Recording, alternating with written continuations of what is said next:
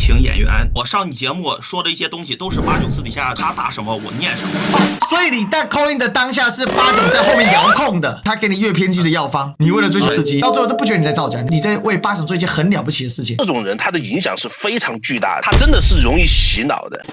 Ladies and gentlemen, welcome the host. 当時自稱八九派來挑戰的，控制我們頻道有公安，我們來看一下這一段哦。從那之後，黑哥就只提公安的身份哦。這直播裡面會不會有公安啊？我問你，這裡面會不會有公安？我出事怎麼辦？他們只是跟歷史哥在聊天，會有公安什麼事情？我現在這個處境十分的嚴，我出事你負責啊？可以啊，沒問題，你要出事我幫你聲援。台灣的新聞比較自由啊，中國的新聞只有一種聲音。這個就是當時的背景，那個時候以為真的純粹是八九找了一個人來亂，我沒想到是2022年的1月11號，我是沒有想到在多年之後竟然有辦法回收這一個梗，所以這我其實挺驚訝的。嘻哈哈哈那時候打進來是很激動的。你剛才說你接觸到八九，為什麼那時候會打這通電話？是什麼樣的狀況？什麼樣的引導讓你去做？因為你確實可能在體系內有受到一些壓力，變成八九的一個打手。那當時為什麼會跑來攻擊我們？我很好奇。更準確來說，就是我就聽有人說你是親共的，然後呢就給你扣了這個帽子，然後當時再加上情緒激動，然後只要是誰讓我情緒不爽，只要是誰讓我主觀上覺得難受，我就覺得這人就是壞逼，然後呢我就控制不住，直接就開始就幹了。然後呢再加上當時上八九節目的時候，那陣是有疫情，我就想借八九這個平台就報道一下我知道的一些疫情的一個情況。當時本身我就壓抑不住，就是對大陸政府這邊的不滿，覺得你這個人呢是無腦挺大陸政府。然後呢我就借他那個機會，我就直接提了個你這個人感覺挺好笑的，然後呢借他的那個粉絲對你進行一波嘲諷，來滿足我內心的創傷了，可以這麼說。那你有私底下跟八九聊嗎？或者是在做這件事情之前有跟他討論嗎？沒有，就是突然的就給他在他節目裡邊突然就提出來了一嘴。八九當時給你們親中，然後呢你們裡邊就有就是中國公安呀，肯定有大陸的這些公安局的一些基層民警啊，巴拉巴拉這些人。我當時的認知就是這樣子啊。哦，所以你就跑來了。他當時給我發你這個鏈接，當時給我打了一個電話。哦，八九刻意去貼我們的 call in 俱樂部哦。八九說找到了嗎？哈哈，他說人家建議我給他 email， 他不是說用這個 call in 嗎？啊，你再調整開機看看。他們現在說你是演員，你 call in 吧。他在質疑你，你就說他抹黑我，因為那時候我們有觀眾覺得說你這樣講是假的哦，然後你覺得你被污衊了，對不對？你這反應你覺得是真的事情。我是純被八九帶節奏了，八九說是啥我就信啥了。然後呢，當時我上你節目說的一些東西都是八九私底下他打什麼我念什麼，然後我帶着情緒。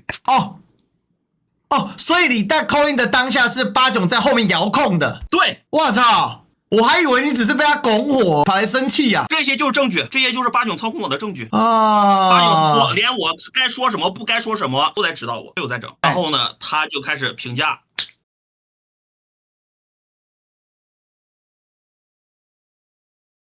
就是他還請演員這種事情，這你知道不？八九我知道啊，已經不是你第一個來跟我講過這事。很長一段時間，我主要是罵歷史啊、公眾傳播相關的。我很長一段時間不太想理他，因為我覺得他就是臭水溝啊，碰他很累，很極端。但他其實他是不是這麼極端？他就是知道這個可以讓他得到更多，所以他非常執着做這些事情。四川李先生這麼一回事，四川李先生根本就不是四川人，他是一個也大概跟我年齡差不多的一個小孩，也是家裡頭有問題來找八九。然後他一開始上八九，別的身份說是他是什麼深圳小粉紅，還有在節目說他是東北的，還有假聲音就說大家好，我是四川李先生，就是為了可以裝个四川口音，但實際上都是劇本。然後呢，他私底下還跟我說的是，八九給他說好話，說八九要請他吃滷肉飯，他特別感動啊咋。然後呢，那個人之後呢去了日本留學，演員啊啥的都是一個人。這幾期視頻啊，這些都是一個人，這裡面的所謂小粉紅都是一個人，都是那個浙江年。對。上戰場啊，才是。所以這個都是在演戲的，對不對？對，全部都是在演，都是炒劇本。右邊的話，林天天是他請了另外一個人，那個人是誰我不知道。左邊的就是我跟你說那個小孩，他還借他用他的頭像哦。左邊那個頭像的話，聽說的是一個人叫李愛國嘛，八九給盯上了，然後呢，八九就利用他的形象硬套他是林天天。後來他又說這個人叫李愛國，然後那個人被八九這種騷擾到實在受不了了，發視頻就說別搞了，別搞我了，我不想摻和你們這事兒了。然後八九私底下就在評論區裡面評論，我可以把那期視頻我也可以發給你。太扯了吧，這個哇，這都沒有任何是真的呢。這個也是，這個深圳小粉紅還是同一個人，同一個人，全部都同一個人哦。他就是用這種招式，然後裝着自己高大上。哇，那是剛好那幾年，2020年那時候剛好所謂的反共情緒高漲的時候，這個也是套路。對，都是套路，很厲害耶。八九在幹這個之前，他就是導演。巴囧給他節目裡面吵說是他30多歲，實際上就是跟我年齡差不多小孩，當時10幾歲嘛。然後呢，我上過3次巴囧節目，然後有一期我的所有社交賬號在中國大陸都已经被封杀了，但是我所有中国賬號都好好着呢。光是叫人说謊这件事本身就非常過分，你要做任何節目，怎么会是用说謊的方式去做節目？中国功夫就是他巴囧拍这個段子了，那個演員那個小孩，然後呢，他不是在日本那邊待着嘛，他來日本跟巴囧私底下說好了在哪見面，然後呢表演那種功夫，然後就覺得啊中國人瞎表演功夫啊，中國人瞎雞巴表演功夫，中國人都腦殘，就是給台灣人不了解大陸的一種暗示，就說中國人就愛搞這套，中國人普遍智商都很低，然後呢他們就是玩，他這方面是玩的比較暗了，就是就暗指台灣人高大陸人一等，台灣人比大陸人聰明啊，明裡暗裡的這些套路是我能知道。怎麼可以那麼下作？我真的很難理解，做節目做成這個樣子，我做的一切都是炒流量啊，為了流量啥都不顧就對了。林天天是巴囧小號，這個人就說我他媽受不了巴囧了，他說你自己舉報自己，你們小粉紅那一罐可以甩鍋到我身上，果然是精神分裂。天哪！這就巴囧幹的事兒。我知道他有好幾個小號，而且每一次都在下面留言逆天言論的，全是他小號，無一例外。你知不知道一個人叫民先生？民先生的話，他以前的話叫清豐6年3月稱帝，然後到後來改名叫陳正民先生，跟巴囧一塊拍視頻啊啥的。然後他私底下也跟我說，因為當時他的史觀是錯誤的，然後他跟他歷史老師辯論，他口述的是他歷史老師對他態度特別的惡劣，然後再加上當時有人就是拿東西打他，然後給他打暈了。他跟我說的是他在大陸這邊受欺負，然後呢上巴囧節目。民先生出鏡巴囧的節目比我多，所謂的四川李先生就那個浙江的小孩也是家裡頭有問題，然後呢爸媽後來家好像也有點條件了，給他送日本了，所以才慢慢脫離巴囧的魔爪嘛。民先生也是04的，你今天能夠走出來，其實對你來講還是特別好。巴囧這個人他不會停下他的腳步，他的內心裡面是空虛的，他做這麼多壞事造假嗜血，然後利用人，然後背叛，都是虛的嘛。為什麼他那麼渴望？他的成功是什麼？就撈更多嘛。因為對他來講，這是唯一證明他是對的存在，所以他只會越來越貪心，越來越失衡。他對於金錢、對流量的渴望是永無止境。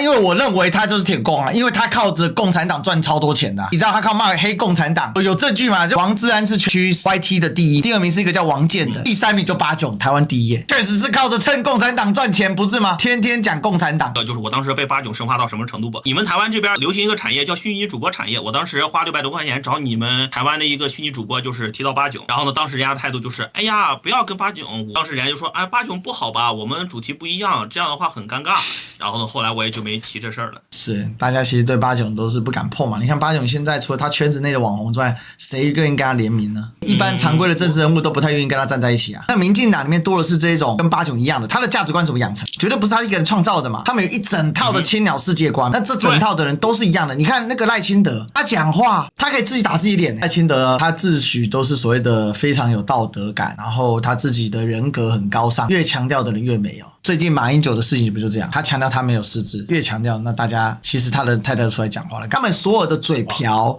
嘴快、囂張、跋扈，都是建基在因為我可以噁心、我爽而做這件事情，我可以獲得什麼？那說白了不就短視嗎？按照你這麼一解釋的話，不就短視嗎？他沒有什麼純道德，只是裝出來的。巴囧就裝了一副自己很精英嘛，去美國嘛，然後呢可以跟外國人直接溝通嘛。那我就問嘛，他可以講幾句英文，不是我要鄙視他，一直不斷強調自己很精英很。你看，可是他對我，他說我是一個學歷主義者。他講這個東西哦，他就完全不了解精英。精英首先必然是個學歷主義者，為什麼？只是精英不會外顯自己的學歷主義，很簡單，精英一定可以拿到相對好的學歷嘛，所以他一定有一個基本衡量的人的空間，就是他就是因為他不是精英，所以他不了解那個概念。你喝到進醫院，然後那你在台灣應該被警察打死，直接跑到醫院打你，媽的！我未來也想開個頻道，在幹台灣不良公務員或政府單位的事氣什麼，這個妥妥造謠。台灣警察不可能去醫院打人，不可能，台灣就沒發生過這種事情，從來沒發生過。警察跑到醫院打人，黑道跑到醫院打人倒是有。你還記得前2年巴囧說的是跟他女朋友發生衝突啊，說，然後呢他自己開直播說啊自己很冤，自己很欺負，巴拉巴拉巴拉的。我也不知道，因為我畢竟不是你們台灣人，我也沒去過你們台灣，我也不知道你們的社會體制是什麼。我跟你講，事情是這樣哦。那個時候，然後我們開始在網上發現摩擦嘛，然後我就覺得這個人很爛。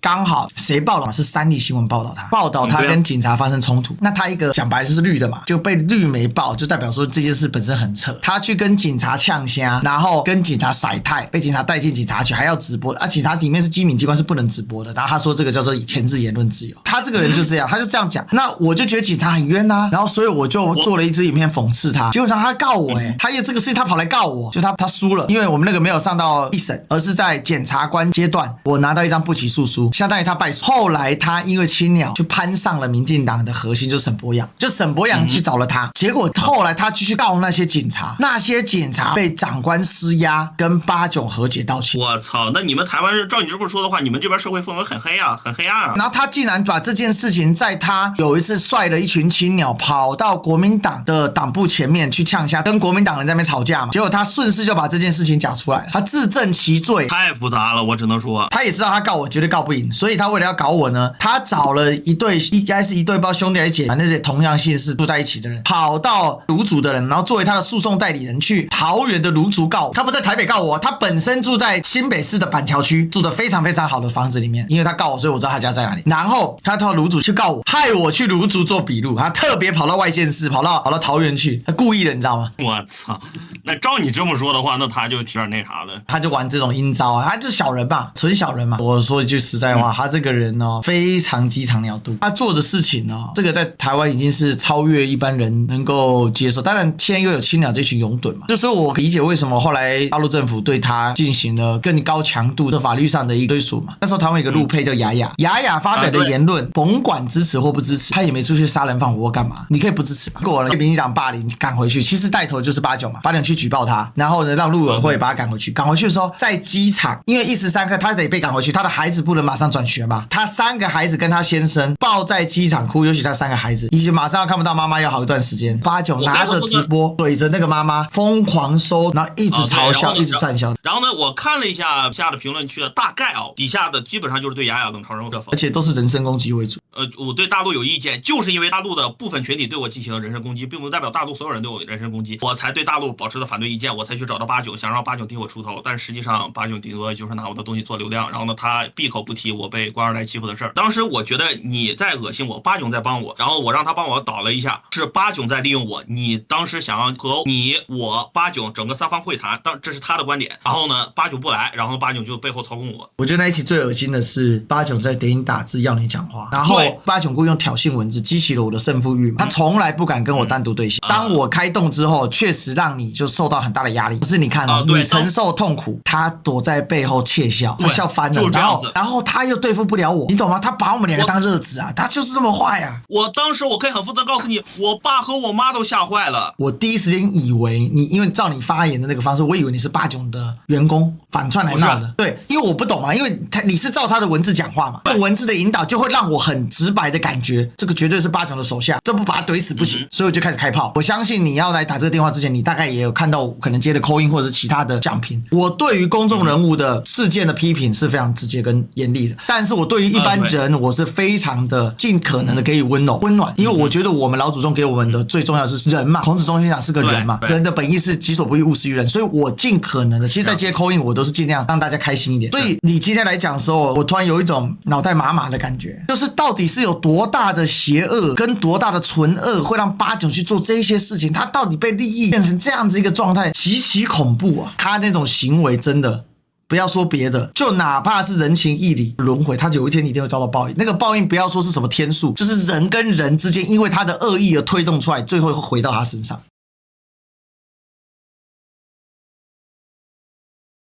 我在上初中的時候，我初1、初2被我們班的同学，他們家裡頭也本地農村的孩子，然后呢，他們下手沒轻重，然后呢把我往死裡整，然后呢我受不了那個學校環境，上唐山那邊躲1年嘛，然後當時那個唐山那個學校就說打着名號就說的是什麼沙巴大學留學啊，然後呢我就被那邊給騙過去了，然後呢我爸媽也不懂這些，然後呢我在那邊就待了1年。前半個學期的話，就是前半年那邊氛圍相對來說還行，因為當時學校有2派嘛，有2個人，一個男的一個女的，男的就是能壓住這個女的，然後呢後來的話就是到後半個學期，男的跟女的就是分道揚鑣了，然後女的一家獨大了，然後呢風氣就越來越歪了，然後呢我就然後再加上我當時我性格我也有問題，然后再加上我年齡小，我就遭受了很多的霸凌，然後呢別人當時有些人都對我有殺意了，你想想當時都想要我的命了。我講話風格比較直接，然後再加上我那陣兒單純沒腦子，然後呢說我得承認我有問題了，就是但是這個不要忘記它，成為你前進的養料。其實我覺得你現在正在重新修英文是很好的，我相信你家人還是很希望你可以早點站起來。那你還年輕，說實在的，讓你可以有一個比較大的空間，好好的積澱你自己，沉澱你自己的能力。學識這種東西哦，它不見得能夠讓你非飛得多高，但它可以決定你的地基有多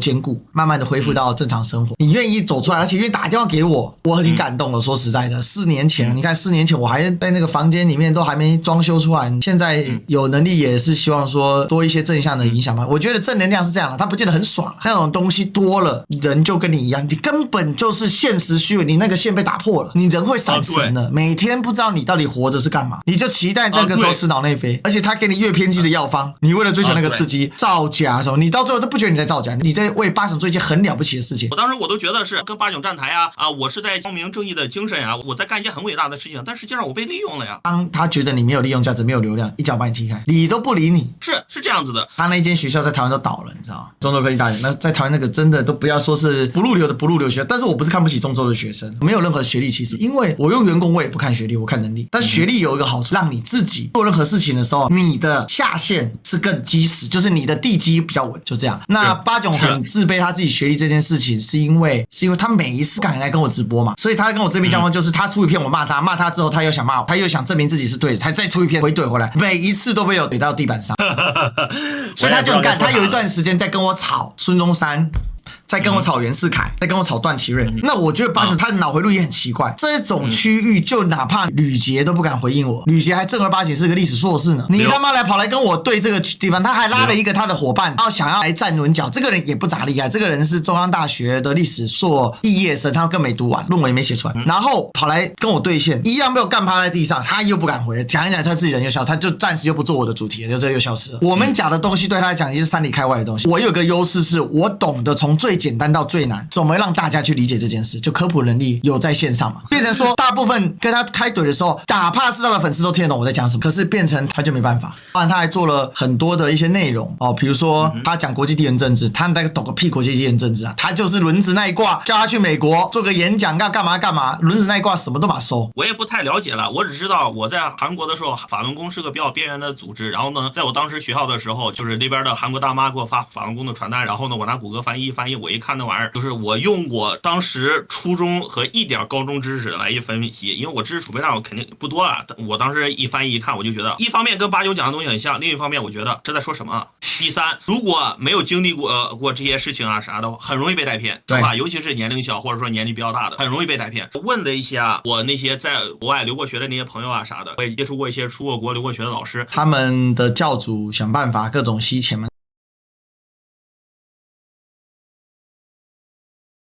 堅持這2個字很美，就人當中最美的一個品德之一就是堅持，所以我自己也是一直給自己勉勵自己，所以我覺得你能夠堅持讓自己慢慢的往一個更好的方向前進，我覺得這是你給你自己還有你的家人最棒的一個品德。我看了八炯3、4年視頻，